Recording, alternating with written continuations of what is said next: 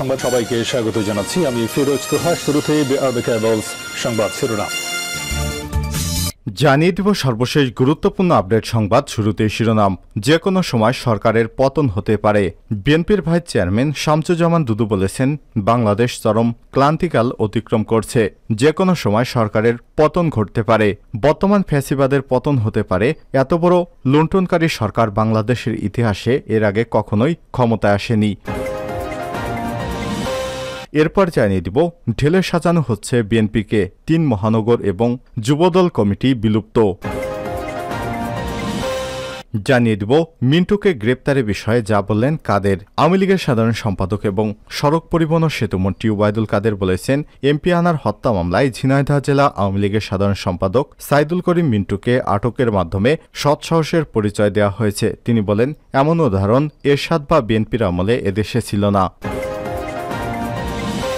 এদিকে ঢাবিতে ভর্তির যোগ্যতা ছাড়াই ডক্টরেট ডিগ্রি পান বেনজির। সাবেক পুলিশের মহাপরিদর্শক আইজিপি বেনজির আহমেদ 2019 সালে ঢাকা বিশ্ববিদ্যালয় থেকে ডক্টরেট ডিগ্রি নেন। এরপর থেকে নিজের নামের আগে ডক্টর শব্দটি যুক্ত করেন। যদিও ডিগ্রিটি নেয়ার প্রোগ্রামে ভর্তির যোগ্যতাই ছিল না বেনজিরের। শর্ত শিথিল করে তাকে ভর্তির সুযোগ দেওয়া হয়েছিল। তাছাড়া তার যোগ্যতা ডক্টরেট ডিগ্রির সমমানের ছিল না। শিক্ষা জীবনে সব পাবলিক পরীক্ষায় ডক্টরেট ডিগ্রি নিতে হলে কমপক্ষে 50% নম্বর পেতে হয়। বেনজিরের তা ছিল না।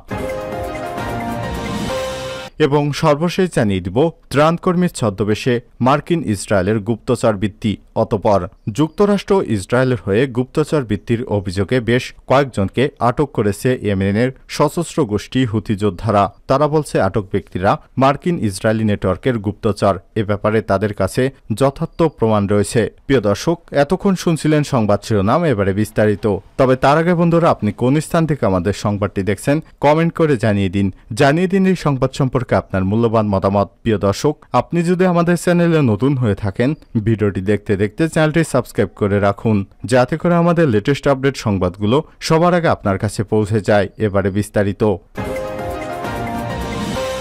যে কোনো সময় সরকারের পতন হতে পারে। বিএনপির ভাইস চেয়ারম্যান শামসুজ্জামান দুদু বলেছেন, বাংলাদেশ চরম ক্লান্তিকাল অতিক্রম করছে। যে কোনো সময় সরকারের পতন ঘটতে পারে। বর্তমান ফ্যাসিবাদের পতন হতে পারে। এতে বড় লুণ্ঠনকারী সরকার বাংলাদেশের ইতিহাসে এর আগে কখনোই ক্ষমতায় আসেনি। পুলিশের সাবেক আইজিপি বেনজির, বাংলাদেশে এমন কোনো জায়গা নাই যেখানে লুটপাট করেনি। পুলিশ বাহিনীকে বিতর্কিত করেছে সরকার। শুক্রবার জাতীয় প্রেস ক্লাবের সামনে বাংলাদেশ নাগরিক অধিকার আন্দোলনের অবস্থান কর্মসূচিতে তিনি সব কথা বলেন। বিএনপির চেয়ারপারসন বেগম খালেদা জিয়ার মুক্তির দাবি জানিয়ে দুদু বলেন, আপসীন নেত্রী খালেদা জিয়ার মুক্তির দাবি জানাচ্ছি। খালেদা জিয়াকে মিথ্যা মামলায় তথাকথিত বিচারের নামে যে সাজা দেওয়া হয়েছে তাতে বাংলাদেশ লজ্জিত হওয়ার কথা তিনি বলেন। আমাদের ভারপ্রাপ্ত চেয়ারম্যান তারেক রহমান দেশের সবচেয়ে বড় রাজনৈতিক দলের আলোচিত নেতা। বাংলাদেশের মানুষ যার উপর নির্ভর করে, তিনি বাংলাদেশ থেকে ফ্যাসিবাদ দূর করে গণতন্ত্র প্রতিষ্ঠা করতে পারবেন। এই কথাটি বাংলাদেশের মানুষ এবং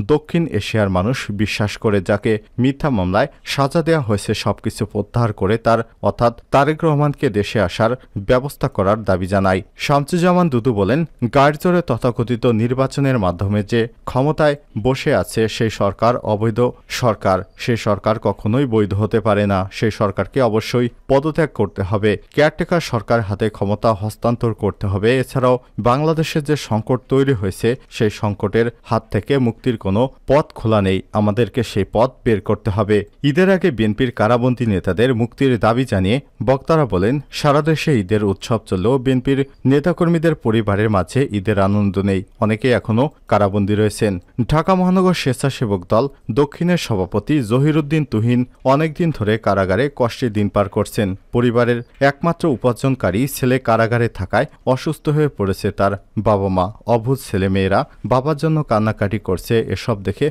অসুস্থ মানুষের পক্ষে টিকে থাকা সম্ভব নয়। ঈদের আগে বিএনপি চেয়ারপারসন বেগম খালেদা জিয়া সহ সব রাজবন্দীদের মুক্তির দাবি জানাচ্ছি। তাদেরকে মুক্তি না দিলে সরকারের পরিণতি হবে ভয়াবহ। নয়াপল্টনে পৃথক আরেকটি অনুষ্ঠানে বিএনপির চেয়ারপারসনের উপদেষ্টা আব্দুস সালাম বলেন, আওয়ামী লীগ স্বাধীনতা যুদ্ধের সময় পুরো জাতিকে বিপদে ফেলে পালিয়ে গিয়েছিল। দেশ স্বাধীন হওয়ার পর এই আওয়ামী লীগই গণতন্ত্রের টুটি চেপে ধরে হাজার হাজার তরুণকে হত্যা করে করেছিল। গণতন্ত্র একবারে ছিনতাই হলেও তা পুনরুদ্ধার করা কঠিন। এটিকে ফিরে আনতে হলে আত্মত্যাগ করতে হবে। আত্মত্যাগ এবং সংগ্রামের মাধ্যমেই গণতন্ত্র পুনরুদ্ধার করতে হবে। সময় উপস্থিত ছিলেন বিএনপির যুগ্ম মহাসচিব এবং সুপ্রিম কোর্ট বারের অ্যাসোসিয়েশনের সভাপতি ব্যারিস্টার মাহবুব উদ্দিন খোকন, রংপুর বিভাগীয় সাংগঠনিক সম্পাদক আব্দুল খালেক, অ্যাডভোকেট পারভিন কাউসার মুন্নি প্রমুখ। ঢেলে সাজানো হচ্ছে বিএনপি এবং ৩ মহানগর ও যুবদল কমিটি বিলুপ্ত। আবারও রাজপথে ঘুরে দাঁড়াতে চায় বিএনপি। ২ শতক ধরে রাজপথ থেকে অনেকটা ক্লান্ত দলটির নেতাকর্মীদের চাঙা করতে নেওয়া হচ্ছে নানা উদ্যোগ। সংগঠনে গতি আনতে নতুন পরিকল্পনা নিয়ে এগুচ্ছে দলটির হাইকমান্ড। দলের গুরুত্বপূর্ণ সংগঠনগুলো ঢেলে সাজানো হবে, এই লক্ষ্যে ৩ মহানগর কমিটি বিলুপ্ত করা হয়েছে। একই সঙ্গে বিএনপির অন্যতম অঙ্গ সংগঠনের জাতীয়তাবাদী যুবদলের কমিটি ভেঙে দেওয়া হয়েছে। গতরাতে ঢাকা, চট্টগ্রাম ও বরিশাল মহানগরের কমিটি বিলুপ্ত করা হয়েছে। ভেঙে দেওয়া হয়েছে জাতীয়তাবাদী যুবদলের কেন্দ্রীয় কমিটি। একই সঙ্গে বিএনপির ভ্যানগার্ড খ্যাত জাতীয়তাবাদী ছাত্রদল ঢাকা মহানগর 4টি শাখার কমিটিও বিলুপ্ত করা হয়েছে। জাতীয় নির্বাচনের আগে প্রায় 2.5 মাসের আন্দোলনে এসব কমিটির শীর্ষ নেতাদের ভূমিকা সন্তোষজনক না হওয়ায় কমিটি বিলুপ্ত করা হয়েছে। শীঘ্রই এসব সাংগঠনিক জেলার নতুন কমিটি দেওয়া হবে। বৃহস্পতিবার রাতে বিএনপির সিনিয়র যুগ্ম মহাসচিব রুহুল কবির রিজভী স্বাক্ষরিত সংবাদ বিজ্ঞপ্তিতে জানানো হয়েছে, ঢাকা মহানগর উত্তর ও দক্ষিণ, চট্টগ্রাম, বরিশাল মহানগর বিএনপির আহ্বায়ক কমিটি বিলুপ্ত করা হয়েছে। এই প্রেস বিজ্ঞপ্তিতে বলা হয়েছে, সভাপতি সুলতান সালাউদ্দিন টুকু, সাধারণ সম্পাদক আব্দুল মোনায়েম মুন্না নেতৃত্বাধীন যুবদলের কেন্দ্রীয় কমিটিও বিলুপ্ত করা হয়েছে। সংশ্লিষ্ট বিলুপ্ত কমিটিতে নতুন কমিটি শীঘ্রই ঘোষণা করা হবে। 2021 সালের 2 আগস্ট আব্দুস সালামকে আহ্বায়ক এবং রফিকুল আলম মজনুকে সদস্য সচিব করে ঢাকা মহানগর দক্ষিণ, আমানুল্লাহ আমানকে আহ্বায়ক এবং আমিনুল হককে সদস্য সচিব করে ঢাকা মহানগর উত্তর বিএনপির আহ্বায়ক ঘোষণা করা হয়েছে। যদিও ঢাকা মহানগর উত্তরে এখন ভারপ্রাপ্ত আহ্বায়কের দায়িত্ব পালন করছেন ডাক্তার ফরহাদ হালিম ডোনার। ঢাকা মহানগর উত্তরের মতো গুরুত্বপূর্ণ শাখায় ডোনারকে দায়িত্ব দেয়া নিয়েও দলের মধ্যে নানা প্রশ্ন ছিল। কারণ হিসেবে নেতারা জানান, ডোনার ততটা রাজনীতি বোঝেন না। তিনি মূলত পেশাজীবী সংগঠন করা নেতা। আর আমিনুল হককে দলকে গতিশীল করতে চেষ্টা করেছেন, রাজপথেও ছিলেন সক্রিয়। 2020 সালের 22 ডিসেম্বর ডাক্তার সাদাত হোসেনকে আহ্বায়ক এবং আবুল হাশেম বক্করকে সদস্য সচিব করে চট্টগ্রাম মহানগর বিএনপির 39 সদস্যের আহ্বায়ক কমিটি ঘোষণা করা হয়। আর 2022 সালের জানুয়ারিতে মনিরুজ্জামান খান ফারুককে আহ্বায়ক এবং জাহিদুল কবির জাহিদকে সদস্য সচিব করে বরিশাল মহানগর বিএনপির আহ্বায়ক কমিটি দেওয়া হয়েছিল। এসব কমিটিকে সংশ্লিষ্ট ইউনিট কমিটি গঠন করে 3 মাসের মধ্যে সম্মেলনের মাধ্যমে নতুন কমিটি গঠনের নির্দেশনা দেওয়া হয়েছিল তখন, কিন্তু তারা দীর্ঘ সময় সম্মেলনের আয়োজন করতে পারেনি। এমনকি গত জাতীয় নির্বাচনের আগের আন্দোলনেও রাজপথে শীর্ষ নেতাদের ভূমিকা নিয়ে প্রশ্ন উঠেছে। যদিও শীর্ষ নেতাদের কয়েকজন আন্দোলনের সময় গ্রেপ্তার হয়ে কারাগারে ছিলেন। বিএনপি নেতা ফালু অসুস্থ, হাসপাতালে ভর্তি।